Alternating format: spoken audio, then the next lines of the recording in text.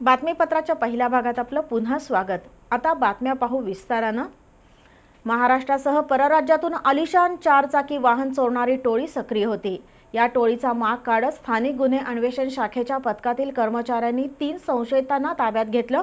त्यांच्याकडून 5,05,50,000 रुपये किमतीच्या 31 आलिशान कार जप्त करण्यात आल्या। अशा प्रकारची कारवाई मुंबईनंतर कोल्हापुरात पहिल्यांदाच झाली आहे। दरम्यान गुन्हा उघडकीस आणणाऱ्या पथकातील कर्मचाऱ्यांना पोलीस अधीक्षक शैलेश बलकवडे यांनी 35,000 रुपयांचं बक्षीस जाहीर केले। तसंच या पथकाला बेस्ट डिटेक्शन अवॉर्ड मिळावं यासाठी पोलीस महासंचालकांकडे प्रस्ताव पाठवणार असल्याचंही त्यांनी सांगितलं। आलिशान कार चोरणारी एक टोळी देशपातळीवर सक्रिय होती। या टोळीचे धागेदोरे स्थानिक गुन्हे अन्वेषण शाखेचे हवालदार रामचंद्र कोळी यांना मिळाले होते। त्यानुसार त्यांनी पोलीस अधीक्षक शैलेश बलकवडे यांना माहिती दिली होती। दरम्यान बेळगाव इथला जहीर अब्बास दुकानदार हा इसम चोरीतील वाहनं विकण्यासाठी चंदगड तालुक्यातील कोदाळी इथे येणार असल्याची माहिती मिळाली। त्यानुसार पोलीस निरीक्षक प्रमोद जाधव यांनी पथक तयार करून कोदाळी इथल्या ग्रीन हिल रिसॉर्टजवळ सापळा रचला। गुरुवारी छापा टाकून जहीर अब्बास दुकानदार, यश देसाई, खलीद महम्मद सारवान यांना ताब्यात घेण्यात आलं।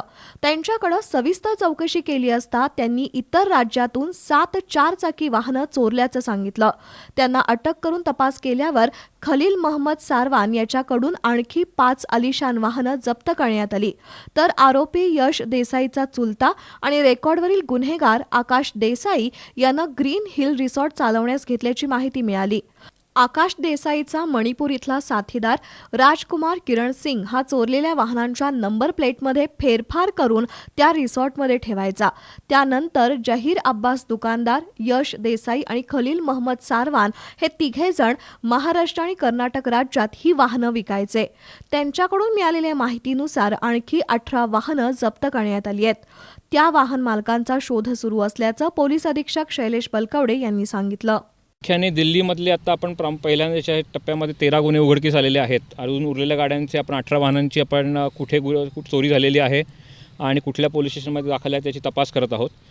तपासामध्ये जी कडी निष्पन्न होत आहे की गाड्यांची चोरी करणारी एक टोळी आहे जी नंतर बेळगावमध्ये स्थित एक व्यक्ती आहे देसाई नावाचा, एडी त्याला संबोधलं जातं। तो सध्या जेलमध्ये सुद्धा आहे नार्कोटिक्सच्या गुन्ह्यामध्ये, पण तिथून तो ही सर्व सूत्र हलवत होता आणि त्याच्यामधनं त्यांनी इथली खाली बेळगाव असेल, कोल्हापूर असेल, सातारा सांगली असेल या आपला जो सधन पट्टा आहे या ठिकाणी या गाड्यांची विक्री करण्याचं त्यांचं पूर्ण एक फळी होती। वाहन चोरीतील टोळीचा आकाश देसाई प्रमुख असून त्याच्या इशारानुसार ही वाहनं चोरून त्याची विक्री केली जायची। सध्या आकाश देसाई बेळगाव कारागृहात आहे। त्यालाही या गुन्ह्यात अटक केली जाणार आहे। उत्तर भारतातील दिल्ली, हरियाणा, पंजाबसह काही राज्यातून ही आलिशान वाहनं चोरली आहेत। या वाहनांच्या काचेवर असलेले सांकेतिक कोड कॅच करून विशिष्ट तंत्रज्ञानाद्वारे त्या वाहनाच्या सिस्टीम ब्रेक केल्या जायच्या। त्यानंतर बनावट किल्ली लावून वाहनाची चोरी केली जायची। मग वाहनांच्या नंबर प्लेटमध्ये फेरफार करून काही दिवसात कागदपत्र देतो असं सांगून ही वाहनं विकली जायची। या टोळीचा पर्दाफाश करण्यासाठी उपनिरीक्षक शेष मोरे, आसिफ कलायगार, सुरेश पाटील, विनोद कांबळे, अनिल जाधव, संजय पडवळ, अनिल पास्ते, संतोष पाटील, राजेंद्र वरंडेकर यांनी महिनाभर पाठपुरावा केला। त्यामुळे या पथकाच्या कामाची दखल घेऊन पोलीस अधीक्षक शैलेश बलकवडे यांनी पोलीस कर्मचाऱ्यांना 35,000चं बक्षीस जाहीर केलं। तसंच या पथकाला राज्यस्तरावरील बेस्ट डिटेक्शन अवॉर्ड मिळावा यासाठी पोलीस महासंचालकांकडे प्रस्ताव पाठवणार असल्याचंही बलकवडे यांनी सांगितलं। अशा प्रकारे ज्यांची वाहनं चोरीस केली असतील त्यांनी कोल्हापूर पोलीस दलाशी संपर्क साधण्याचं आवाहन करण्यात आलंय। दरम्यान या टोळीतील तिघांना वडगाव न्यायालयानं 7 दिवसाची पोलीस कोठडी सुनावली आहे। पत्रकार परिषदेला पोलीस निरीक्षक प्रमोद जाधव, तानाजी सावंत यांच्यासह अधिकारी आणि कर्मचारी उपस्थित होते।